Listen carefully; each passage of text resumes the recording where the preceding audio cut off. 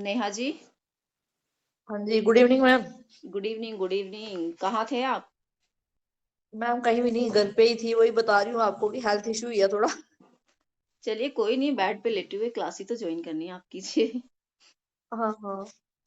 Actually ये 7 days की last class ही है आप लोगों की। इसके हाँ बाद जी हाँ जी मैम। थोड़ा इसमें हो सकता है कि कोई काम की चीज होती है और मैं आपको बताऊं और फिर मिस हो जाए फिर लास्ट मोमेंट पे। क्योंकि हाँ कभी जी कभी ये होता है कि हम क्लास में बता देते हैं और फिर माइंड में नहीं रहता कि स्पेशली ग्रुप में डालना, तो वो हाँ चीजें मिस जी। हो जाती और हैं। मैम आपने जो बुक रिकमेंड की थी वो क्या था, नाम बता देना एक बार दोबारा। बहुत जल्दी याद आया आपको तो। नहीं, जा तो बड़े दिन से आ रहा था। एक एग्जाम बार बता दो। एक आपको है ना, एक दिन पहले पूछना था, जिस दिन एग्जाम देने जाना था ना उससे एक दिन पहले। मैम जरा बुक बताना कौन सी है वो। जब आपसे पूछते हो तो आप बोलते हैं नहीं इतना मुश्किल नहीं है, इजी हो जाएगा। बस फिर हम भी सोचते हैं नहीं इजी हो जाएगा। नहीं, इजी तो है, हो जाएगा। बट फिर बुक पूछना ही क्यों, पेपर देने जाना डायरेक्ट। नहीं नहीं, बीएड से इजी है तो फिर हो जाएगा। हाँ, नहीं आपने बीएड से तो इजी है, बहुत इजी है। बस ट्रूली फिर। बहुत इजी है। जी। हाँ, पेपर देख ग्रुप में। आप पेपर्स देखेंगे तो आपको मजा आ जाएगा कि नहीं बहुत अच्छा है। जनरली देखिए, आप लोग को क्या करना है, हम्म जितने आपने असाइनमेंट्स बनाए हैं ना, उस हम्म। असाइनमेंट से 2 क्वेश्चंस तो इम्पोर्टेंट है, आपके आने ही आने हैं हर पेपर में। अच्छा। ठीक है? हम्म। तो हम्म। आपको पता है हर असाइनमेंट में 5 5 क्वेश्चंस हैं। हाँ जी हाँ जी। तो 5 क्वेश्चंस हर, तो आपको समझ लीजिए 2 क्वेश्चंस तो आपको वहां से मिलेंगे। हम्म। ठीक है? उसके बाद से कुछ क्वेश्चंस मैं उनको रिकमेंड करूंगी। ठीक है? हाँ जी। जितने क्वेश्चंस मैं उनको भेजूंगी उसमें से हम्म। एक क्वेश्चन वो मेरा सेलेक्ट करेंगे, वो कोई भी हो सकता है। अच्छा। हाँ। ठीक है? उसके बाद उनका जो बाकी जो पेपर होगा, बाकी मतलब कि जितना 50 या 60% वो सारा उनका होगा अपना। हम्म। तो आप ये समझ लीजिए, आपका अगर लॉन्ग क्वेश्चन में आता है तो 20 मार्क्स का, अगर होता है तो 40 मार्क्स के इसमें से आपका हो जाएगा।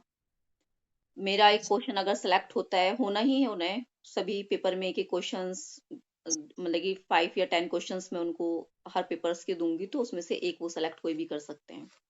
हम्म। तो तो 40 50 मार्क्स का तो 50 शायद मार्क्स आपको का तो शायद आपको ये हो जाएगा। ये हो जाएगा। एंड एंड बाकी आप कीजिए, कोई मुश्किल नहीं है, बहुत इजी है।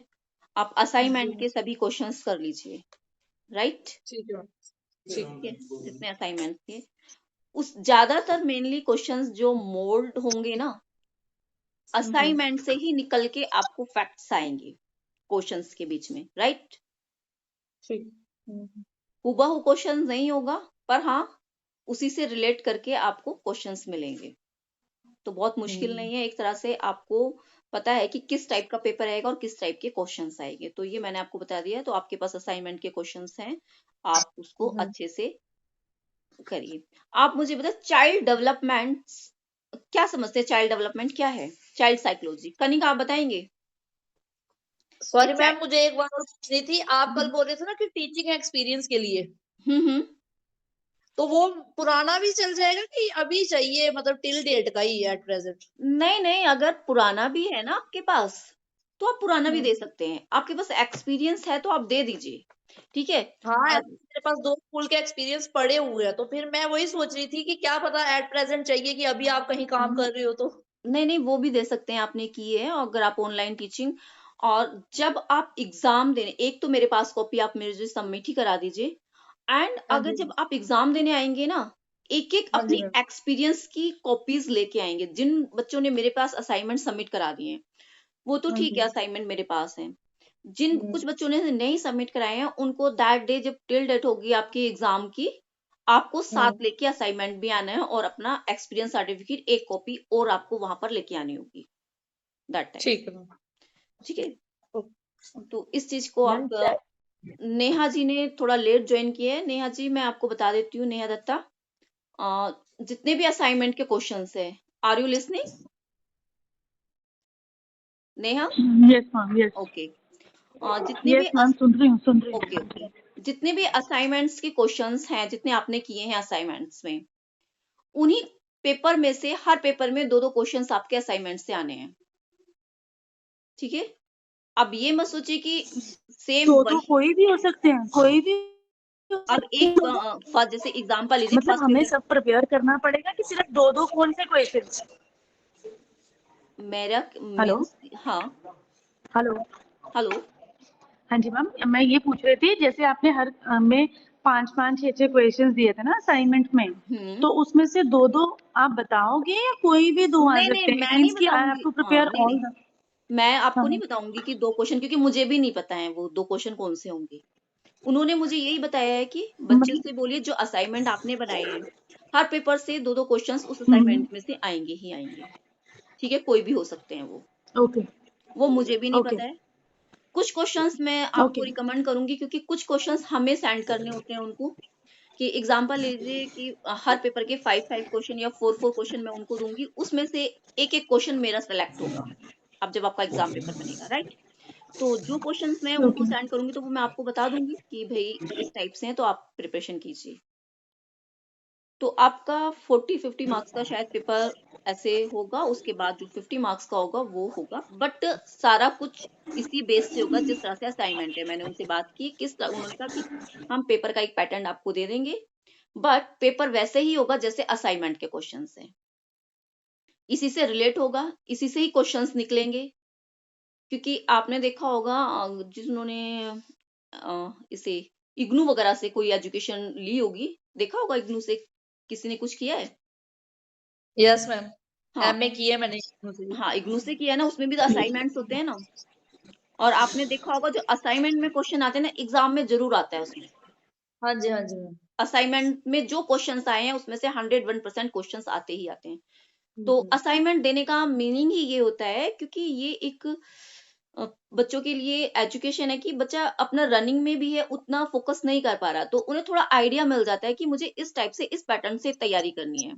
तो उस तैयारी के लिए असाइनमेंट बनाया जाता है, बच्चे को प्रैक्टिस हो जाती है, इस तरह के क्वेश्चन इस टाइप से मेरे को लिखने हैं। फिर उसी क्वेश्चन को मोल्ड करके दूसरा फॉर्म देके क्वेश्चंस आंसर वही, क्वेश्चंस का मीनिंग वही होगा, सिर्फ उसको मोल्ड कर दिया जाएगा। आपका आईक्यू लेवल चेक किया जाएगा कि आप कितना उस क्वेश्चन को अंडरस्टैंड कर रहे हैं। ठीक है, पेपर बहुत मुश्किल नहीं है, आप क्वेश्चंस देख लीजिए असाइनमेंट के, बहुत इजी हैं। इवन मुझे लगता है 5th पेपर तो बहुत ही इजी है, एजुकेशन साइकोलॉजी। तो इसमें हेरिडिटीज के बारे में है, और बच्चे का डेवलपमेंट किस तरह से होता है, इस तरह के कोई बहुत ज्यादा मुश्किल नहीं है। अब किसी को कुछ समझना है, जैसे एग्जाम्पल आप मुझे कोई बता सकता है चाइल्ड की स्टेजेस ग्रोथ कैसे होती है, स्टेज ऑफ ग्रोथ बच्चे की।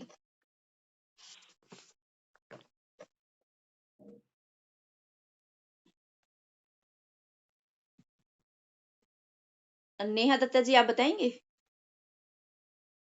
Stage of growth? मैंने शायद आपको कराया था ये।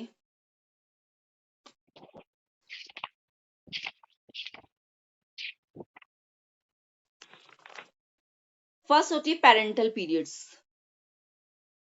याद है?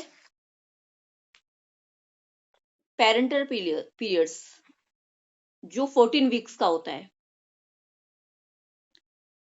The parental periods comprise on the about a calendar the months of 9 months of or 40 weeks a fertilized egg or the cellular animals and the transform into the ovaries by the cell division। कि cell का division जब होता है ओवरे में, तो उसके regarding ये parental period होता है।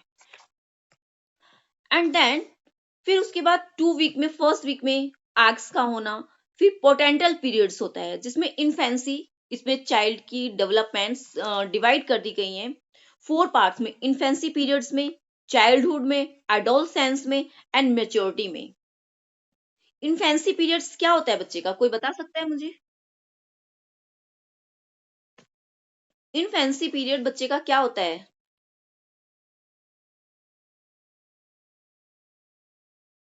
इसका टाइम पीरियड्स क्या है?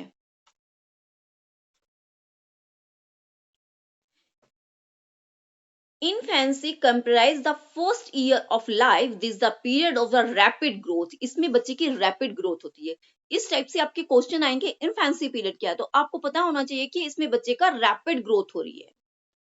बॉडी सिस्टम से एक रैपिड बहुत ज्यादा कि एक यही एज होती है जिसमें बच्चा बहुत जल्दी डेवलप करता है, बहुत ज्यादा डेवलप करता है बच्चा। एंड फिर उसके बाद आता है चाइल्डहुड। चाइल्डहुड का पीरियड कौन सा होता है? 7 to 10 ईयर का बच्चा वो चाइल्डहुड में आता है। इनफेंसी के बाद एक स्टेज आती है, बच्चा अब किस में चल रहा है? चाइल्डहुड में चल रहा है। चाइल्डहुड में बच्चा क्या होता है कि चाइल्डहुड बच्चे इतना लेट ज्वाइन कर रहे हैं, okay. Childhood is span from the end of the infancy, वो जब इन्फेंसी का एंड होता है, the first birth to the start of the adolescence, the period of the often divided into earlier childhood. Childhood में childhood and earlier childhood दोनों ही इसमें include होते हैं। जैसे हम एक middle childhood, early childhood and middle childhood, दो चाइल्डहुड के अंदर दो पार्ट्स आएंगे, early childhood and middle childhood and later childhood. The early childhood is the period of the milk teeth, जहां जिसमें बच्चे के दूध के दांत होते हैं। द मिडिल एज, बच्चे की जो मिडिल चाइल्डहुड आता है उसकी एज होती है बच्चे की 7 to 10 year. In the period of the permanent teeth, इसके बाद बच्चे के क्या आते हैं? परमानेंट टिथ निकलना होता है। आपने देखा है बच्चे के 6-7 साल की एज में बच्चे के टिथ टूटना स्टार्ट हो जाते हैं और 10 साल तक बच्चे के नए टिथ आ जाते हैं। एंड उसके बाद बच्चा एडोलसेंस में एंटर करता है। एडोलसेंस की एज कितनी होगी? कोई बता सकता है मुझे adolescence age from starting period? Ma'am 13 to 18। हाँ, नियर बाय 13 to 18 भी बोल सकते हैं, पर हमारे जो ऑथेंटिक सोर्स है उसमें 12 to 15 से, ओके। तो एडोलसेंस एज में बच्चा एक उसको हम तूफान की अवस्था भी कहते हैं, क्योंकि उस एज में आके बच्चा किसी की नहीं सुनता है। वो अपने आप को एक मॉडल की तरह वो दूसरे की तरह दिखना चाहता है।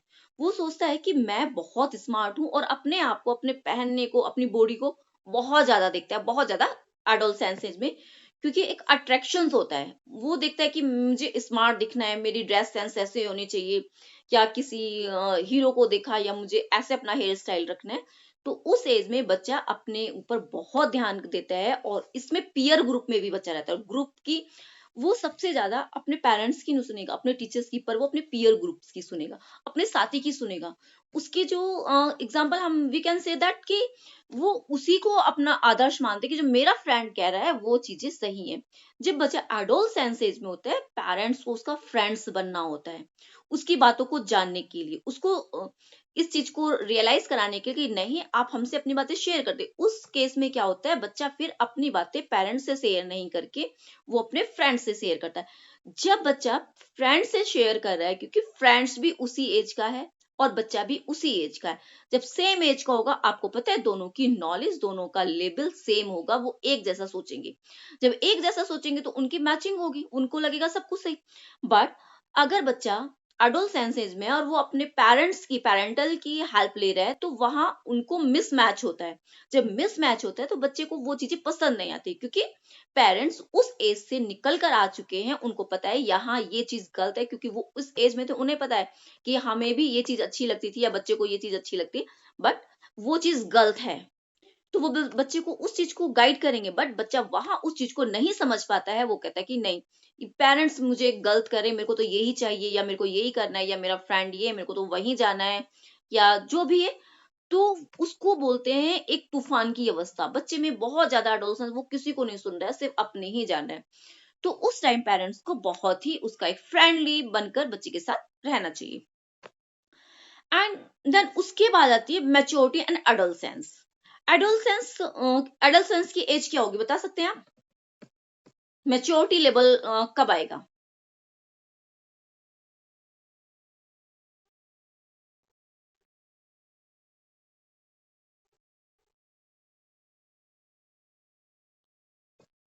वो आपका एक मैच्योरिटी, जो एडल्टहुड जब आएगा ना आपका मैच्योरिटी वाला, वो 30 प्लस हो जाएगा आपका, राइट। 30 प्लस से 45 तक आपका चला जाएगा मैच्योरिटी। फिर उसके बाद सीनियर सिटीजन, 45 के बाद सीनियर सिटीजन में डेवलप हो जाएंगे। वहां पर बहुत सारे एक्सपीरियंस, मैच्योरिटी, हर चीज को समझना, ये सारी चीज मैच्योरिटी में, एडल्टहुड में आ जाती हैं। देन डेवलपमेंट्स, आप बता सकते हैं डेवलपमेंट किस तरह से हो रहा है? The term of development refer to certain change that occurs in a human being in between the birth and the death. Development हमेशा जब बच्चा जन्म लेता है, जन्म से मृत्यु तक डेवलपमेंट ही होता रहता है, डेवलपमेंट कभी रुकता नहीं है. The term is not applied the change the rather to those that remain of the एक कहना चाहिए लॉन्ग पीरियड्स ऑफ टाइम, ये बहुत लंबे समय तक. A temporary change case is the brief the illness. अगर illness के कारण कुछ brief changes हो सकते हैं, but changes for example is not the considered a part of the development. Some development the psychologist and prefer the restricts of the notice and the development only the change which lead of the quantity. Change in the structures. 1 second. Harsh लो phone सुनो.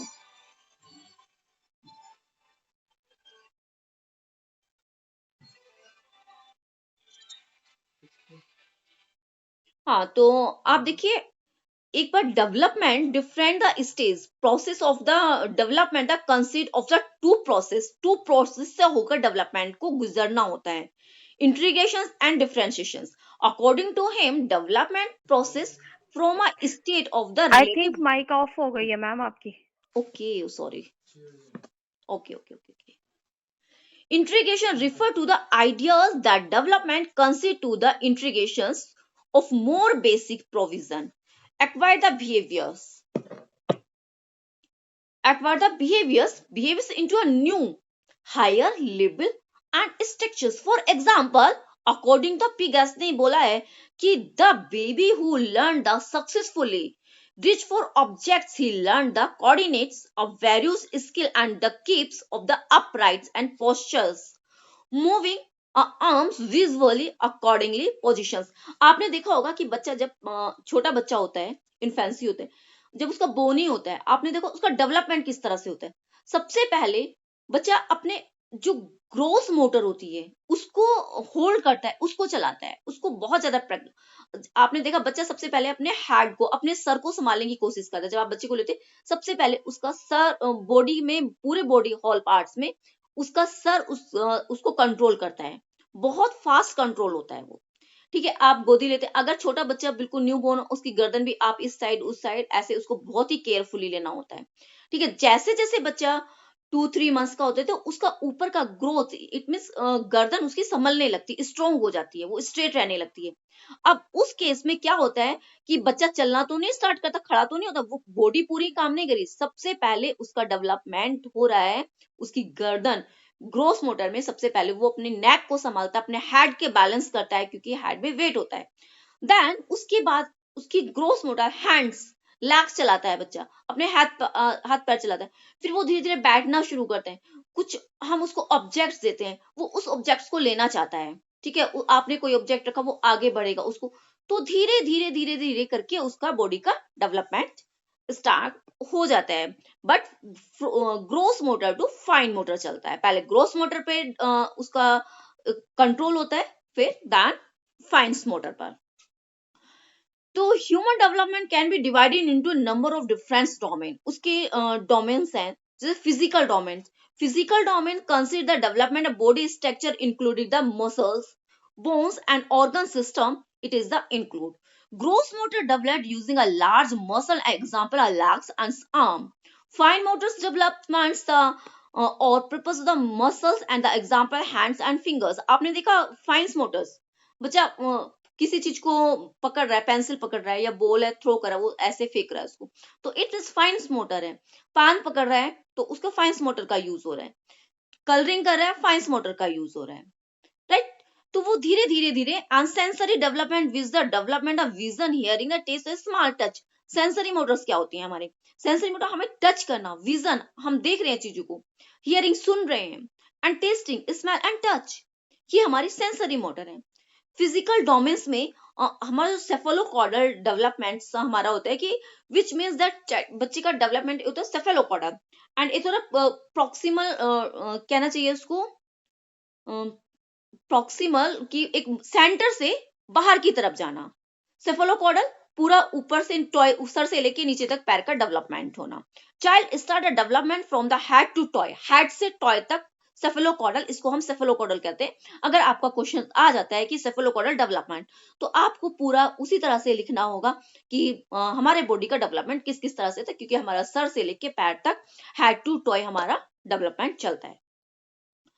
Gain control the head, बच्चा किस तरह से head पे control कर रहा है, लेग पर कंट्रोल, आर्म्स पे कंट्रोल कर रहा है, ये सारी चीजें। Proximal distals and the start the centre to peripheral, यानी कि मूव सेंटर से according to the spiral cord and develop from the before the parts of body. Child's arms developments, hands developments, many developments, the fingers last developments. Cognition development domains.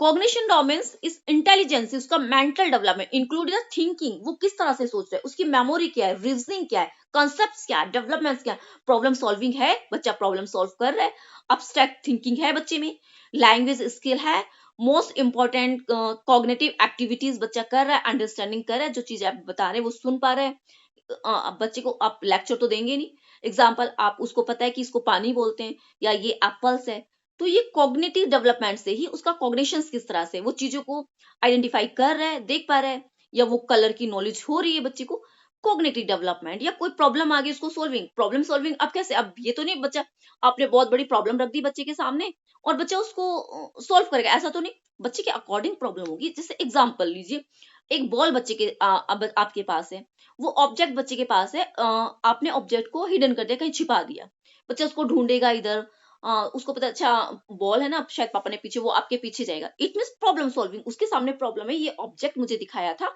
ये object मेरे पास नहीं है, अब उसको वो solve करेगा, कहाँ है इधर, तो वो प्रॉब्लम सॉल्विंग आ गया। तो gene पियाजे was the significant influence the domain because the theory of the cognitive development। आपको ये पता होगा जीन पियाजे की थ्योरी है, जीन पियाजे ने, ये सीटेट्स वगैरह में भी क्वेश्चंस आते हैं आपके, जीन पियाजे ने जो थ्योरी दी है वो कौन थे, कॉग्निटिव डेवलपमेंट के साइकोलॉजिस्ट थे। तो जैसे कि वाइगोस्की समाज की सोसाइटी के थे, सोशलॉजी समाज से कनेक्ट था। अगर क्वेश्चंस में, किसी भी क्वेश्चंस में, सीटेट में भी आता है मेनली, कॉग्निशन से अगर कहीं भी कॉग्निटिव वर्ड्स आ गया आपका, तो आप समझ लीजिए ये पिगेस ने ही कहा है। एंड देन उसके बाद अगर समाज से रिलेट करके कुछ भी आ गया है तो वो आपका जाता है वाइगोस्की। अगर कॉलबर्ग ने कुछ भी बोल दिया है, नैतिकता से, मोरल से रिलेटेड कुछ भी क्वेश्चंस आ गया है, आंख बंद करके उसका आंसर होता है कॉलबर्ग, राइट। इसी तरह से बंडूरा, ये मॉडलिंग के हैं कि किसी को कॉग्निशंस करना, अनुकरण करना, इनिटेटिव करना, ये सारी चीजें। तो ये सारा हमारा सोशल इमोशन डोमेन, बच्चे के अंदर relations with the adult peers में रहता है, बच्चा सोशल रोल्स करता है एंड ग्रुप वैल्यू को बहुत ज्यादा इंपॉर्टेंस देता है, adapt the moral systems and the role in society. तो ये हमारा थोड़ा सा चाइल्ड डेवलपमेंट और चाइल्ड के बारे में था। तो फिर कल हम नेक्स्ट क्वेश्चंस, अगर आप मुझे बताएंगे इसमें से जो आपका असाइनमेंट से अगर कोई क्वेश्चन चाहते हैं कि कल हम उस पर डिस्कस करें तो आप मुझे बता सकते हैं। वैसे कुछ मैं चीजें आपको कंप्यूटर से रिलेटेड भी कुछ क्वेश्चंस में दूंगी आपको। बताइए कोई टॉपिक आपको डिस्कस करना है। मुझे लगा कि ये कुछ इंपॉर्टेंट है, child development, child psychology and stages, तो इसके बारे में मैंने थोड़ा आपको बताया है।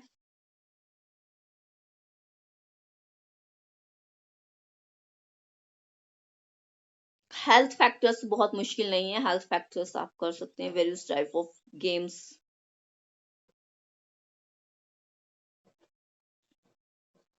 राइट। जो बच्चे कुछ बच्चे शायद लेट ज्वाइन किया तो मैं उनको बता देती हूँ। हरप्रीत ने लेट, नैन्सी ने लेट ज्वाइन किया, तो आप लोग थोड़ा सुनिए कि दैट कि जो भी असाइनमेंट के क्वेश्चंस हैं वो सभी क्वेश्चंस आपको प्रिपेयर करने हैं, रेडी रखने अपने एग्जाम के लिए, बिकॉज ऑफ इसमें से दो क्वेश्चंस हर पेपर से, दो क्वेश्चन इस असाइनमेंट से आने हैं। हर पेपर में 5 क्वेश्चन से दो क्वेश्चन आपके असाइनमेंट से आने हैं, ठीक है। बाकी कुछ क्वेश्चंस होंगे मैं आपको गाइड करूंगी कि भाई ये आप तैयार कर सकते हैं इस टाइप्स के, तो वहां से। एंड अदर पेपर का कोई लॉजिक नहीं है, कुछ नहीं पता मुझे कहाँ से क्या आएगा, बट आएगा जो मैंने आपको पढ़ाया, जो आपके असाइनमेंट से है वहीं से क्वेश्चन मोल्ड होके आएंगे, इससे बाहर कुछ भी नहीं आएगा, राइट। और जिन बच्चों ने मुझे असाइनमेंट दे दिए हैं वेल एंड गुड, जिन्होंने नहीं दिए हैं जब उनका एग्जाम होगा एक्सटर्नल बाहर से आएगा तभी आपको वहां आप ले जाइए साथ में। और अपना हाँ एक्सपीरियंस सर्टिफिकेट, जिन बच्चों के पास एक्सपीरियंस सर्टिफिकेट मुझे दिए हैं टीचिंग के, वो भी साथ में एक एक कॉपी उनकी भी आपके पास होनी चाहिए दैट टाइम। एडमिट कार्ड आपका रहेगा आपके साथ, अपना एक्सपीरियंस सर्टिफिकेट की कॉपीज 1 एंड अपना असाइनमेंट, क्योंकि अब मैं असाइनमेंट नहीं लूंगी बिकॉज ऑफ अब आपको सीधे डायरेक्ट एग्जाम में जब जाएंगे तभी आप उस दैट डे लेके जाइए, वहीं आप सबमिट कराइएगा। और आप सभी के फॉर्म सेकेंड ईयर के मैंने फिल करके भेज चुकी हूँ, बिकॉज शायद मेरे पास मैंने शायद पीडीएफ रखा है उसका, एक बार चेक करती हूँ।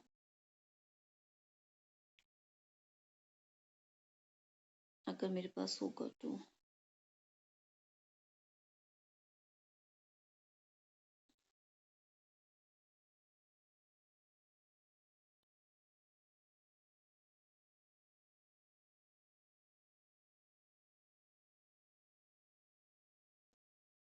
एडमिशन एग्जाम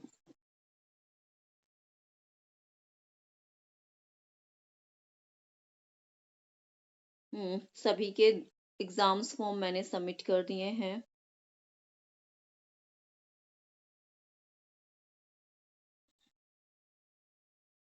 सेकेंड ईयर का एग्जाम्स फॉर्म मैंने सबके, क्योंकि मेरे पास फर्स्ट ईयर के थे, क्योंकि पॉसिबल नहीं था कि मैं फिर से आपको परेशान करूं और फिर से आपसे बोलूं कि आप निकालिए कॉपी, क्योंकि एग्जाम हमारा सेकेंड ईयर का लेट होना था बट हमें एक साथ कराना, तो फिर हमें फॉर्म भी एक साथ भेजने थे। सबके फॉर्म्स मैं भेज चुकी हूँ। कुछ बच्चों ने अपनी फीस भी डिपॉजिट करा दी है मेरे को सेकेंड टर्म्स की, जिन्होंने नहीं कराई है वो भी कोशिश करें 10 तक करा दें, प्लीज रिक्वेस्ट है आपसे कि 10 जन तक कोशिश करें कि आप सबमिट करा दें। ओके, आज की क्लास हम यही करते हैं और कल के लिए फिर कुछ नया आपके लिए लेके आएंगे, कुछ करने के लिए कि कुछ आपका बेनिफिट हो सकता है इससे। राइट, ये हमारी जैन की लास्ट क्लासेस होंगी। अगर इसके बाद आपको कोई डाउट होता है या मुझे कुछ आपको इन्फॉर्मेशन देनी है तो मैं फिर क्लास ज्वाइन आपको दूंगी, तो आप पर्सनली भी आप मुझसे पूछ सकते हैं कुछ भी। Right student, you can leave. Thank you ma'am. Okay okay okay. Ma'am कल आप एक टॉपिक क्लियर कर सकते हो? बताइए। मैम जुवेनाइल डेलिक्वेंसी वाला। कौन से पेपर का है ये? एक मैम सेकंड में चेक करती हूँ मैम। मुझे क्वेश्चंस बताइए, ठीक है।